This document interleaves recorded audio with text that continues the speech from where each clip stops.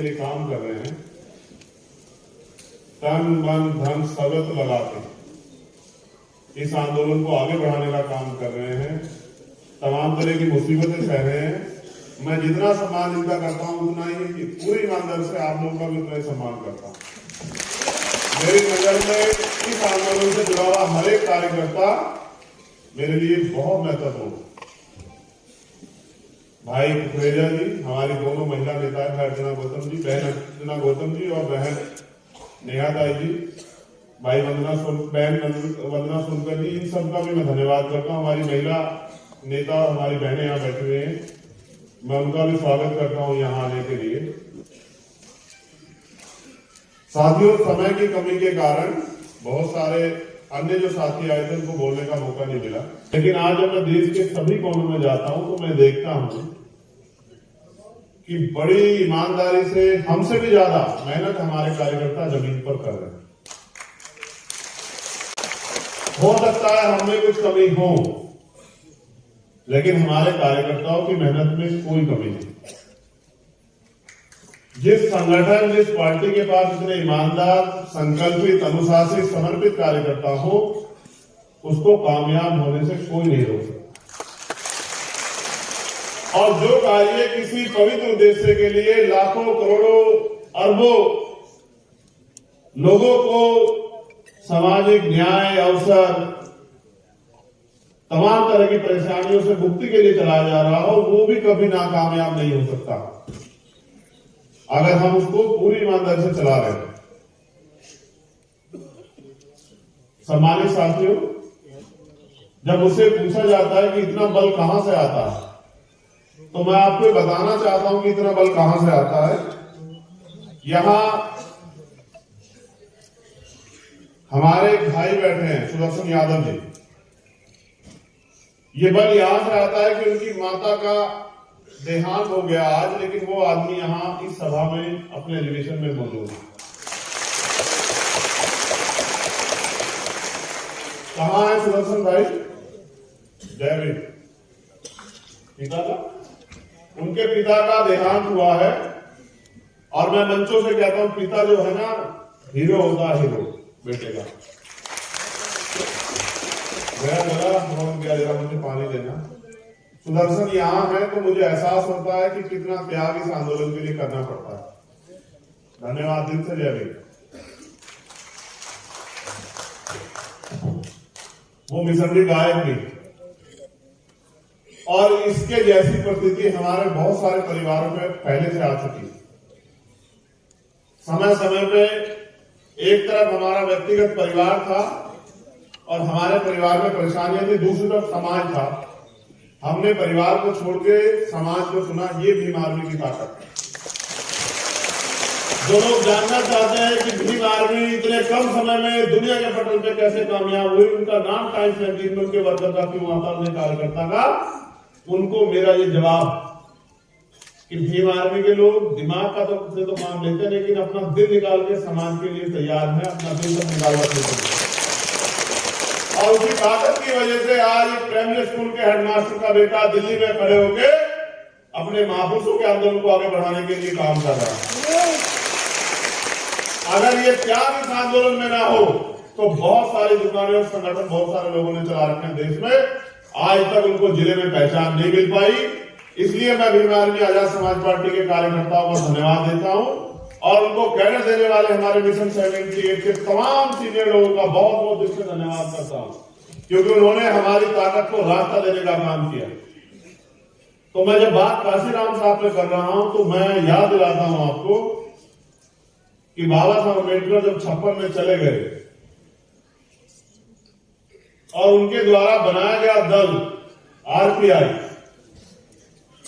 जिसको वो आगे बढ़ाना चाहते, सींचना चाहते थे अपने ज्ञान, अपने बल, अपने तप के जरिए, जिसके लिए उन्होंने अपनी नौकरी छोड़ दी, क्लास 1 की नौकरी, साइंटिस्ट वैज्ञानिक होने के बाद। और जब वो उसमें कुछ नहीं कर पाए और वहां के नेताओं ने उनको ये कह के इग्नोर कर दिया कि तुम हो कौन, हम 30 साल से चला रहे हैं, 20 साल से चला रहे हैं, तुम कल के आए हुए, तुम हमें सिखाओगे। और क्या समय बीता होगा मेरे रहबर पे कि वो सब कुछ छोड़ के नाउम्मीद होकर दिल्ली चले आए। और यहां दिल्ली में आके दिल्ली में उस समय एमसीडी का चुनाव था, मैंने इतिहास में पढ़ा है, उन्होंने अपने पैसे से 25 लोग जो है यहाँ एमसीडी में चुनाव लड़ाया पार्षद का, अपना पैसा देकर 25 के 25 की जमान जब्त हो गई। लेकिन हौसला देखो उस महामानव का, कि हार नहीं मानी, क्योंकि जब आप मैदान में उतर जाओगे तो हार और जीत तो मिलेगी आपको। ये लड़ाई बड़ी कठिन लड़ाई है, दुनिया की दुश्मन की ताकत से लड़ने के लिए इस दुनिया में आपको बहुत धैर्य रखना पड़ेगा। हमारे साथी भी निराश ना। जब मैं हौसला जुटाने की बात करता हूं तो मैं अपने रहबर को याद करता हूं, उनके दर्द को याद करता हूं कि बिना साधनों के साइकिल से, पैदल, बस, ट्रेन से किस तरह से उन्होंने अपने आंदोलन को आगे बढ़ाया।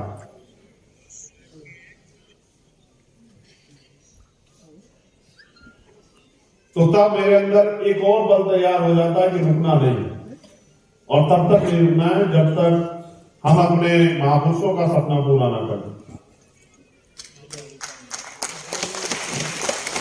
आज तो आपने मुझे इतनी ताकत दी है कि आप मुझे हेलीकॉप्टर से आने का मौका भी देते हैं। आज तो आपने मुझे इतनी ताकत दी है कि आप मुझे प्लेन से भी बुलाते हैं। लेकिन सच ये है कि जब साहब ने आंदोलन शुरू किया तब उनके पास ये साधन नहीं है। तो उन्होंने कहा तमन्ना अगर सच्ची हो तो रास्ते हजार होते हैं, और तमन्ना अगर झूठी हो तो बहाने हजार होते हैं। अगर आपके अंदर सच्ची तमन्ना, मैं गारंटी से कह रहा हूं पहले अधिवेशन में कि दूसरे अधिवेशन से होने के पहले, क्योंकि हमारा दूसरा अधिवेशन 3 साल बाद होगा, दूसरे अधिवेशन के होने से पहले आप इस देश में एक नामचीन पार्टी होंगे और आपके झंडे आपकी पार्टी की पहचान होगी।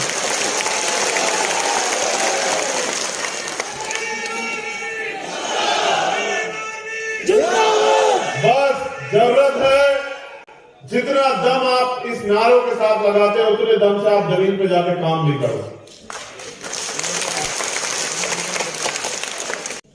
जितना भरोसा आप मुझ पे करते हैं लगभग उतना ही भरोसा मैं आप पर भी करता हूं कि आप इस आंदोलन में मेरे साथ खड़े रहेंगे और मुझे समय देंगे इस आंदोलन को आगे बढ़ाने में। मैं अधिवेशन के विषय में कहूं तो हमने तय किया कोर कमेटी के लोगों में कि बहुत सीमित डेलीगेट लोगों को बुलाएंगे। जो हमारे डेलीगेट बने हुए हैं, जिले के अध्यक्ष, मंडल के अध्यक्ष, प्रदेश के अध्यक्ष, प्रदेश की कमेटी, उन्हीं लोगों को बुलाएंगे। क्योंकि जैसे आज हम लोग यहाँ 17 तारीख में हमारी रैली है छतरपुर में, मध्य प्रदेश में, तो वहां वो काम भी देखना है। उसके अलावा तमाम प्रदेशों में अलग अलग काम लगे हुए हैं। तो हमने ये तय किया था कि बहुत कम डेलीगेट लोगों को बुलाएंगे, 2 स्टेट पे ज्यादा फोकस करेंगे, 2-3 स्टेट पे, जिनमें उत्तर प्रदेश है, मध्य प्रदेश है, राजस्थान। उनके ज्यादा डेलीगेट को बुलाएंगे, उनको समझाने का काम करेंगे कि किस तरह से आने वाले समय में उन्हें काम करना। इसीलिए तय हुआ था कि कम लोगों को बुलाएंगे। फिर मैंने सोचा कि भाई मेरा तो मन ये था कि भाई जो भी जगह मिल जाए उसमें कर ले। तो हमारे शासन ने कहा कि अब तो हमें महामानव के आशीर्वाद से, हमारे संतों गुरुओं महापुरुषों के आशीर्वाद से, बाबा साहब अम्बेडकर के त्याग बलिदान से अब तो हम पे इतने साधन तैयार हो गए कि हम कोई बड़ा सा हॉल कर सकते हैं जहां आपको भी गर्मी ना लगे और हमारे आने वाले साथियों को भी गर्मी ना लगे, आराम से लोग आपकी बात को सुन सकें। फिर यह फैसला हुआ कि भाई कोई ऑडिटोरियम ढूंढा जाए, तो ऑडिटोरियम फिर कहीं ढूंढे, सारे बुक थे। मन तो ये था कि अधिवेशन पे एक बड़ा समारोह करेंगे कि जो वर्तमान का शासक है उसकी जड़ें हिल जाए। फिर ये तय हुआ कि अभी तो हिला ही है मध्य प्रदेश में,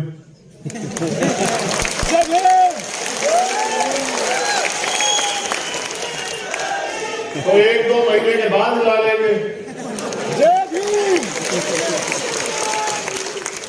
इसलिए तय हुआ कि श्री फोर्ट ऑडिटोरियम में सीमित साथियों को बुला के हम लोग अपना अधिवेशन करेंगे, वरना हमारा बल उत्तर प्रदेश और देश के विभिन्न राज्यों की और दिल्ली की सरकार में जानती है कि हमने अभी कुछ दिन पहले मध्य प्रदेश में, उससे कुछ दिन पहले दिल्ली में रामलीला मैदान में अपनी ताकत का प्रदर्शन करके इनको ये बताया था कि हमारे अंदर कितना बल है।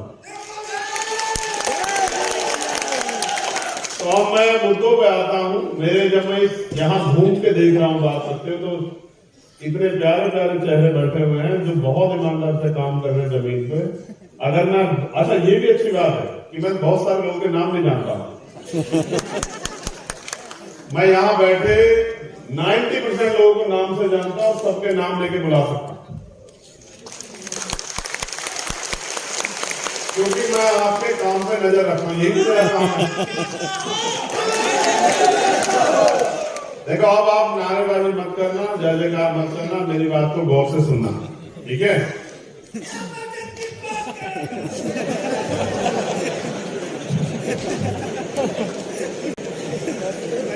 बस इतना से तैयार करना है मुझे तुम्हें कि तुम अनुशासित हो जाओ सभी साथी, बाकी तो काम आप अपने आप कर लो। यहाँ हमारे कुछ अतिथि भी है, जैसे हरीश जी जिनमें है, भाई बिलाल जी जिनमें है, भाई मनोज जी जिनमें है, हमारे अकाली दल अमृतसर जो है उनके पूर्व वर्तमान सांसद जो संगरूर से सिंधुजी सिमान जी, वो नहीं आ पाए किन्हीं कारणों से, उनकी पार्टी के वरिष्ठ लोग आए हैं, उनका भी धन्यवाद करता हूं। इस साल 6 प्रदेशों में इलेक्शन है 2023। मध्य प्रदेश, राजस्थान, छत्तीसगढ़, कर्नाटक, तेलंगाना और मिजोरम। 6 में से 5 में हमारा संगठन, 6 में से 5 में, और 5 में से 4 में हमारा मजबूत संगठन।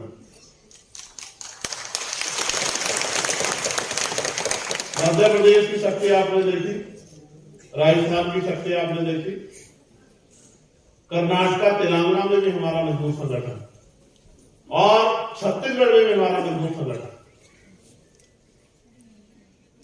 अब हमारे पास सबसे पहला जो संकल्प होना चाहिए अधिवेशन पे, ताली बजाने से, नारे लगाने से आगे बढ़ के, वो ये होना चाहिए मेरे आपके सबके ध्यान में कि हम इन चुनाव में अपनी पार्टी को सफल कैसे बनाएं। हम इन चुनाव में अपनी पार्टी को अपने पैरों पे कैसे खड़ा करें। हम इन चुनाव में बैसाखियों का सहारा छोड़ के, किराए के घरों का सहारा छोड़ के अपने मकान को कैसे मजबूत करें। हम इन चुनाव में अपने सहारे पे कैसे खड़े हों, क्योंकि कानून बनाने की ताकत वो सदन में है। आपके प्रदेशों में जो विधानसभाएं हैं और आपके भारत में जो लोकसभाएं हैं, दोनों सदनों में ही कानून बनाने की ताकत है, और कानून को लागू कराने की ताकत भी उन्हीं के पास है जिनकी सरकार। विपक्ष कानून लागू नहीं करा सकता, विपक्ष सरकार को मजबूर कर सकता है, लेकिन कानून को लागू नहीं करा सकता है, ना ही कोई कानून बना सकता। तो मैं मध्य प्रदेश को के साथियों को तो धन्यवाद देता हूं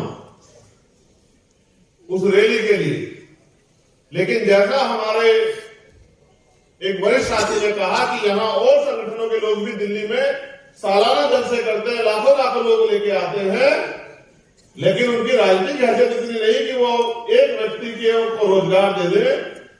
तो हमें ये बात सोचनी पड़ेगी कि बात तो बिल्कुल सही है